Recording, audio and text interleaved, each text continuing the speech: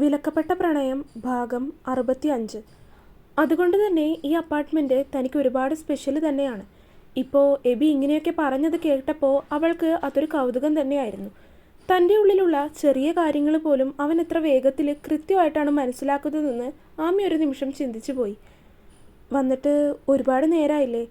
വീട്ടിൽ പോകണ്ടേ? അവരോടൊന്നും പറയാതെ ഇറങ്ങി വന്നതല്ലേ? കുറച്ച് സമയം കഴിഞ്ഞപ്പോഴാണ് ആമി അങ്ങനെ ഒരു കാര്യം ചിന്തിച്ച് അവനോട് ചോദിച്ചത്. കാരണം ആരോടും ഒന്നും പറയാതെ ഇറങ്ങി പോന്നിരിക്കുകയാണ് രണ്ടും കൂടി. നമ്മൾ ഒളിച്ചോടി പോകുന്നതൊന്നും അല്ലല്ലോ. വൈകുന്നേരം ആകുമ്പോഴേക്കും തിരികെ എത്താമെന്ന് പറഞ്ഞ് ഞാൻ ഋഷിക്ക് മെസ്സേജ് അയച്ചിട്ടുണ്ട്. പിന്നെ കഴിക്കാനുള്ള ഫുഡ് ഓർഡർ ചെയ്തിട്ടുണ്ട്. അതുപോലെ എബി ചോദിച്ചതും ആമി തലയാട്ടി. ഇനി പറയ്, എന്താ തൻ്റെ പ്ലാൻ? എന്തൊക്കെയാണ് വിവാഹം എന്നൊരു കോൺസെപ്റ്റിൽ തനിക്ക് പറയാനുള്ളത്? എബി ആ കോർണർ സോഫയിലേക്ക് നിവർന്നു കിടന്നുകൊണ്ട് തല കയ്യിൽ താങ്ങി അവളെ നോക്കിക്കൊണ്ട് ചോദിച്ചു. അത് പിന്നെ എനിക്ക് അങ്ങനെയൊന്നും ഇതുവരെ. അതൊക്കെ വെറുതെ പറയുന്നതാണ്. തൻ്റെ ഇഷ്ടങ്ങളും കൂടി ആലോചിച്ച് രണ്ടുപേർക്കും ഇഷ്ടമാകുന്ന രീതിയിൽ വിവാഹം. അല്ലാതെ എല്ലാ കാര്യങ്ങളും എൻ്റെ ഇഷ്ടം പോലെയൊക്കെ ചെയ്യാൻ പറ്റത്തില്ല. We have equal responsibility in this. അല്ലാതെ എല്ലാ കാര്യത്തിലും ഞാൻ തന്നെ തീരുമാനം എടുക്കണം, ഞാൻ പറയുന്നത് പോലെ ചെയ്യണം, അങ്ങനെയൊന്നുമില്ല. എല്ലാത്തിനും നമ്മൾ രണ്ടുപേരും ഒരുമിച്ച് തീരുമാനം എടുക്കുന്നു. ഓക്കെ അല്ലേ? എബി ചോദിച്ചതും ആമി തലയാട്ടി. പിന്നെ ഒരു കാര്യം ഞാൻ ഒറ്റയ്ക്ക് തീരുമാനിച്ചു പോയിട്ടുണ്ട്. അതെന്തായാലും ഇപ്പോൾ തന്നോട് പറയുന്നില്ല. വീട്ടിലെത്തിയിട്ട് എല്ലാവരോടുമായിട്ട് ഞാൻ ആ തീരുമാനം പറയാം. അതിനും ആമി തലയാട്ടി. അത് കണ്ടതും എബി ഒന്ന് നിശ്വസിച്ചുകൊണ്ട് സോഫയിൽ നിന്ന് എഴുന്നേറ്റു. പോകാം? എബി ചോദിച്ചതും അതിനും ആമി തലയാട്ടി. അത് കണ്ടതും ചെറിയ രീതിയിൽ അവനൊന്ന് ദേഷ്യം വന്നു എങ്കിലും ഒന്ന് ദീർഘമായി ശ്വാസം വലിച്ചു വിട്ടുകൊണ്ട് അവൻ ഒന്നിനുമില്ല എന്ന രീതിയിൽ ബാൽക്കണിയിൽ നിന്ന് മുറിയിലേക്ക് ഇറങ്ങി. ഫുഡ് വന്നില്ലല്ലോ. എബി തിരികെ വീട്ടിലേക്ക് പോകാമെന്ന് കരുതി ഇറങ്ങാനൊരുങ്ങിയപ്പോഴാണ് അവളുടെ നിഷ്കളങ്കമായ ചോദ്യം. അത് കേട്ടതും അവൻ അവളെ ദയനീയമായിട്ടൊന്ന് നോക്കി. അവൾ അങ്ങനെ ചോദിച്ച് കൃത്യമായിട്ട് അതേ സമയത്ത് തന്നെ കോളിംഗ് ബെൽ അടിക്കുകയും ചെയ്തു. ഫുഡ് കൊണ്ടുവന്ന് അതൊക്കെ രണ്ടുപേരും ചേർന്നിരുന്ന് കഴിച്ച് പാത്രങ്ങളൊക്കെ കഴുകി വെച്ചതിന് ശേഷമാണ് തിരികെ വീട്ടിലേക്ക് മടങ്ങാനൊരുങ്ങിയത്. അവിടെ എത്തിയപ്പോൾ ഋഷി രാവിലെ ജോലിക്ക് പോയിരുന്നു. ശേഷം ഒരു സമാധാനം ഇല്ല എന്നൊക്കെ പറഞ്ഞ് ഹാഫ് ഡേ ലീവ് എടുത്ത് തിരികെ വന്നിട്ടുണ്ട്. ലതാമ്മയും ശ്രുതിയും മുത്തശ്ശിയും ഒക്കെ ഇവരെ കാത്തുന്നത് പോലെ നോക്കിയിരിക്കുകയാണ്. കാറിൻ്റെ ശബ്ദം കേട്ടപ്പോൾ തന്നെ എല്ലാവരും ഉമ്മറത്തേക്ക് ഓടിയെത്തിയിരുന്നു. ഉമ്മറത്ത് നിന്നുകൊണ്ട് തന്നെ അവരെല്ലാവരും രണ്ടുപേരെയും മാറി മാറി നോക്കുന്നുണ്ട്. എബിക്ക് അത് കണ്ടിട്ടും വലിയ കൂസലൊന്നുമില്ല.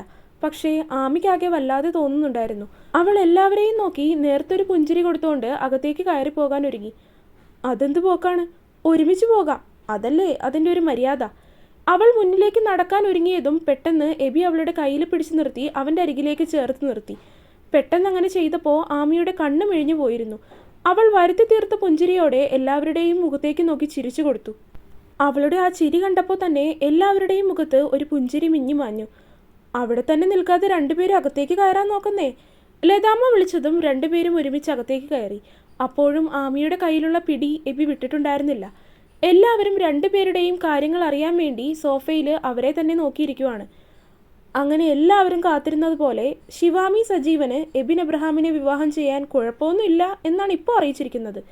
എബി പറഞ്ഞതും എല്ലാവരും ആമിയെ സന്തോഷത്തോടെ നോക്കുന്നുണ്ട്. ലതാമ്മ അവളുടെ അടുത്തേക്ക് എഴുന്നേറ്റ് വന്ന് നെറുകയിലൊന്ന് തലോടി നെറ്റിയിലൊന്ന് ചുംബിച്ചു. എൻ്റെ കുട്ടി എപ്പോഴും ഇതുപോലെ സന്തോഷമായിട്ടിരിക്കണം. ആമി അതിന് അവരെ നോക്കി ചെറിയ രീതിയിലൊന്ന് പുഞ്ചിരിച്ചു കാണിച്ചു. പിന്നെ ഒരു കാര്യം കൂടി എനിക്ക് പറയാനുണ്ട്. അത് ഞാൻ ഇവളോടും ആരോടും ഇതുവരെ പറഞ്ഞിട്ടില്ല. എബി കാര്യം പറഞ്ഞു തുടങ്ങിയതും എല്ലാവരും എന്താണ് അവന് പറയാനുള്ളതെന്ന രീതിയിൽ അവൻ്റെ മുഖത്തേക്ക് സംശയത്തോടെ നോക്കി. ഇത്രയൊക്കെ എന്തായാലും ആയ സ്ഥിതിക്ക് എന്തായാലും വിവാഹം എത്രയും വേഗം നടത്തണം. ഏറ്റവും കൂടിയത് 2 ആഴ്ചയ്ക്കുള്ളിലെങ്കിലും. വളരെ ഗൗരവത്തോടെ ഒരു കൂസലും ഇല്ലാതെയാണ് എബി അത് പറയുന്നത്. അത് പറഞ്ഞപ്പോൾ എബി മുത്തശ്ശിയുടെ ഭാഗത്തേക്ക് നോക്കാനേ പോയില്ല. മനസ്സിലുള്ള കാര്യം എല്ലാവരോടുമായി അങ്ങോട്ട് തുറന്നു പറഞ്ഞു. ഇതിൽ എനിക്ക് വലിയ നാണക്കേടൊന്നുമില്ല എന്ന ഭാവമാണ് എബിക്ക്. അവൻ പറയുന്നത് കേട്ടതും ആമിയുടെ മുഖാകെ വിളറിപ്പോയി. ഇവൻ ഇങ്ങനെയൊക്കെയാണ് പറയാൻ പോകുന്നതെന്ന് സ്വപ്നത്തിൽ പോലും അവൾ ചിന്തിച്ചിരുന്നില്ല. അവളുടെ മുഖത്ത് ചമ്മിയ തരത്തിലുള്ളൊരു ചിരിയായിരുന്നു ആ സമയം ഉണ്ടായിരുന്നത്. എടാ അസത്തെ, ഇത് നോൻപ് മാസമാണ്. ഈ മാസം നമ്മൾ അങ്ങനെ കല്യാണങ്ങളൊന്നും വെക്കാറില്ല. നോൻപ് കഴിഞ്ഞ് എല്ലാം കഴിഞ്ഞ് പതിയെ മതി കല്യാണം. മുത്തശ്ശി അവനെ നോക്കി അല്പം ദേഷ്യത്തിൽ തന്നെ പറഞ്ഞു. അതിന് ഞാൻ നോൻപൊന്നും എടുക്കുന്നില്ലല്ലോ, പിന്നെന്തിനാ നോൻപിന് കല്യാണം മാറ്റി വയ്ക്കുന്നത്?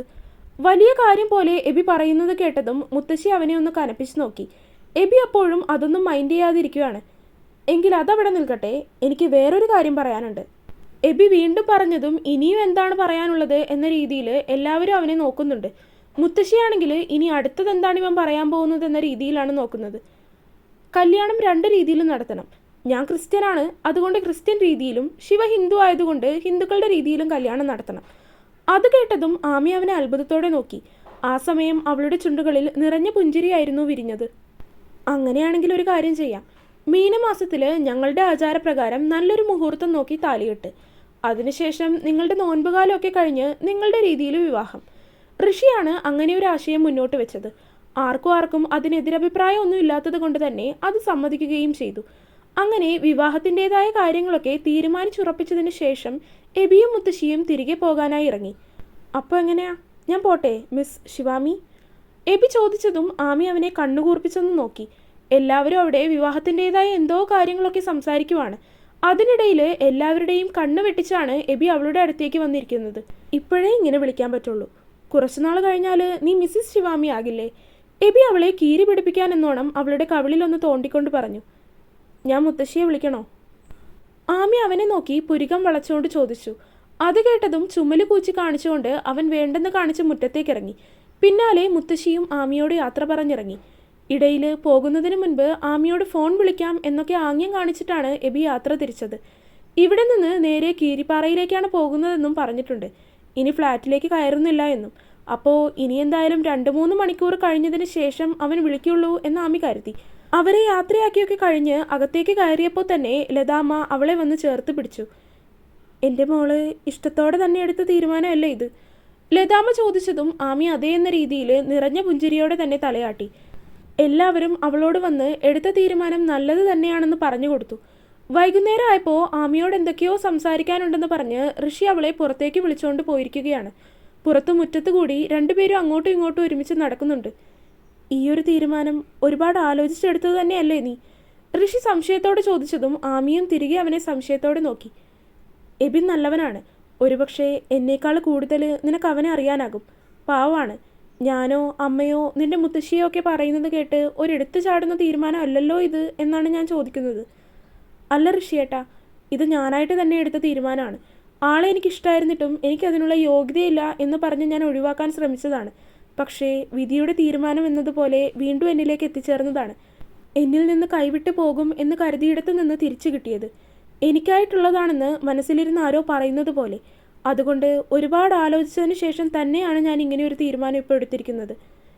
ഈ പ്രായത്തിൽ തന്നെ എൻ്റെ കുട്ടി ഒരുപാട് പക്വതയോടെയാണ് സംസാരിക്കുന്നതും പ്രവർത്തിക്കുന്നതും.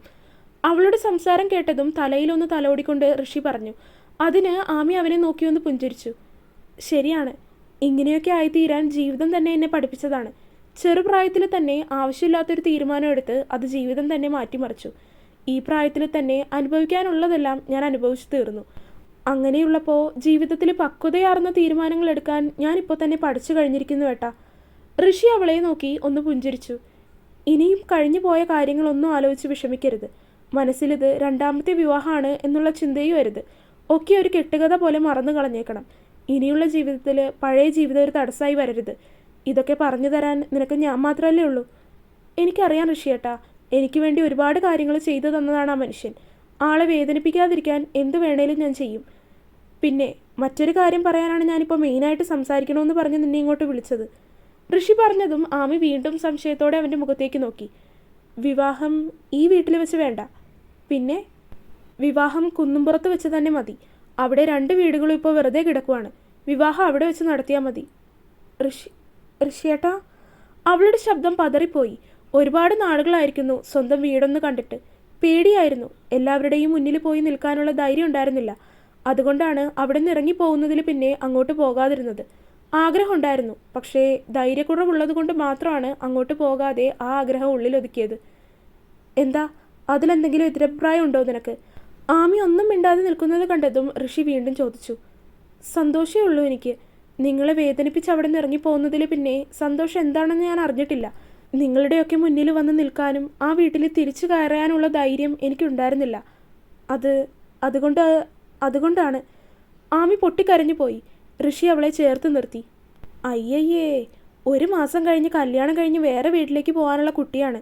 എന്നിട്ടാണോ ഇപ്പോഴും ഇങ്ങനെ ഈ നിസ്സാര കാര്യം പറഞ്ഞുകൊണ്ട് കരഞ്ഞുകൊണ്ടിരിക്കുന്നത്? ഋഷി അവളെ തനിക്കരികിലേക്ക് ചേർത്ത് നിർത്തിക്കൊണ്ട് കളിയാക്കുന്ന രീതിയിൽ പറഞ്ഞു. ഞാൻ പറഞ്ഞില്ല എൻ്റെ കുട്ടിയോട്, ഇനി അതൊന്നും ആലോചിക്കാൻ നിൽക്കണ്ട. എല്ലാം മറന്നു കളഞ്ഞേക്ക്. വിവാഹം കഴിഞ്ഞ് പോകുമ്പോൾ ഇങ്ങനെയുള്ള തരത്തിലുള്ള ഒരു നെഗറ്റീവായിട്ടുള്ള ചിന്തകളും എൻ്റെ കുട്ടിയുടെ മനസ്സിലുണ്ടാവാൻ പാടില്ല. അത് പറഞ്ഞ് അവൻ അവളുടെ കണ്ണുനീര് തുടച്ചു കൊടുത്തു. ഒരുപാട് നേരം രണ്ടുപേരും അങ്ങനെ നടന്ന് സംസാരിച്ചു. പണ്ടത്തെ കാര്യങ്ങളും ഓരോരോ സന്ദർഭങ്ങളും ഒക്കെ ഓർത്തെടുത്തു. ആ സമയം അത്രയും അവൻ്റെ കുഞ്ഞനുജത്തിയാവുകയായിരുന്നു ആമി. മതി മതി, ഇനി ഏട്ടനും അനിയത്തിയും അകത്തേക്ക് കയറാൻ നോക്ക്. മഞ്ഞുകൊണ്ട് രണ്ടുപേർക്കും പനി പിടിച്ചു കഴിഞ്ഞാൽ പിന്നെ കല്യാണം പനി പിടിച്ച കല്യാണമാവും. അങ്ങനെ സംസാരിച്ചുകൊണ്ട് നടക്കുന്നതിനിടയിൽ ശ്രുതി വന്ന് രണ്ടുപേരെയും കളിയാക്കിയും അല്പം കാര്യമായും പറഞ്ഞതും പിന്നീട് അധികം സമയം പുറത്തു നിൽക്കാതെ രണ്ടുപേരും അകത്തേക്ക് കയറി. കുറച്ചു സമയം കൂടി വിവാഹത്തിൻ്റെതായ കാര്യങ്ങളൊക്കെ പറഞ്ഞ് ഒരു തീരുമാനത്തിലെത്തി. ഈ ശനിയാഴ്ച സെക്കൻഡ് സാറ്റർഡേ ആയതുകൊണ്ട് ഋഷിക്ക് ലീവാണ്. അതുകൊണ്ട് ആ ദിവസം തന്നെ പോയി മുഹൂർത്തവും അതുപോലെ തന്നെ വീട് ക്ലീനാക്കാനുള്ള ഏർപ്പാടുകളൊക്കെ ചെയ്യാമെന്ന് അവൻ ഏറ്റിട്ടുണ്ട്. ഹോ, എന്തൊക്കെയായിരുന്നു. എനിക്കിഷ്ടമല്ല, അതിനുള്ള യോഗ്യതയില്ല. എന്നിട്ടിപ്പോൾ അവനൊന്ന് സംസാരിച്ചപ്പോഴേക്കും അതിൽ മൂക്കും കുത്തി വീണു പെണ്ണ്. സംസാരത്തിനൊടുവിൽ ശ്രുതി ആമിയെ കളിയാക്കിക്കൊണ്ടിരിക്കുവാണ്. പോ ചേച്ചി. ലതാമ്മേ, ഇത് കണ്ടോ? ഉവ് കണ്ടു. ഇത് നിങ്ങൾ രണ്ടുപേരും തമ്മിലുള്ള കാര്യമാണ്. നിങ്ങൾ തന്നെ എന്താന്ന് വെച്ചാൽ പറഞ്ഞോ. എന്തെങ്കിലും കാണിക്ക്. അവരുടെ പ്രശ്നത്തിൽ ഇടപെടുന്നില്ല എന്നതുപോലെ ലതാമ്മ മുറിയിലേക്ക് ഉറങ്ങാനായി പോയി. ഋഷി അതൊന്നും മൈൻഡ് ചെയ്യാതെ ന്യൂസ് കാണുന്ന തിരക്കിലാണ്. ശ്രുതി വീണ്ടും ആമിയെ കളിയാക്കിക്കൊണ്ടിരിക്കുവാണ്. ഞാൻ പോവാ എന്ന് പറഞ്ഞ് ഒടുക്കം ശ്രുതിയോട് വഴക്കിട്ട് ആമി എഴുന്നേറ്റ് മുറിയിലേക്ക് പോയി. കുറച്ചു സമയം കഴിഞ്ഞതും അവളെ അന്വേഷിച്ച് ശ്രുതി മുറിയിലേക്ക് എത്തിയിരുന്നു. ആമി എടുത്ത ഈ ഒരു തീരുമാനത്തിൽ ഇപ്പോൾ ഏറ്റവും സന്തോഷിക്കുന്നത് ഋഷിയേട്ടനും ലതാമ്മയാണ്. അവർക്കൊക്കെ നിന്നെ അത്രയും ഇഷ്ടമാണ്. എനിക്ക് നീ എൻ്റെ സ്വന്തം അനിയത്തിയെ പോലെ തന്നെയാണ്. അതുകൊണ്ട് ഇനി ജീവിതത്തിൽ എന്ത് പ്രശ്നമുണ്ടെങ്കിലും അത് ഞങ്ങളോടൊന്നും തുറന്നു പറയാൻ മടിക്കരുത്. ശ്രുതി വന്ന് അവളോട് അരുമയായി പറഞ്ഞു കൊടുത്തതും മനസ്സിലായി എന്നതുപോലെ അവൾ തലയാട്ടി. എൻ്റെ ചേച്ചി തന്നെയാണ്. ആമി എഴുന്നേറ്റ് അവളെ കെട്ടിപ്പിടിച്ച് അവൾക്കൊരു ഉമ്മ കൊടുത്തുകൊണ്ട് പറഞ്ഞു. എങ്കിലിനി ഉറക്കം കളയണ്ട, ഉറങ്ങിക്കോ. ഇല്ല, വിളിക്കാമെന്ന് പറഞ്ഞിട്ട് ഇതുവരെ വിളിച്ചില്ല. പെട്ടെന്ന് ആമിയുടെ വായിൽ നിന്ന് അവൾ പോലും അറിയാതെ വന്നു പോയതാണ്.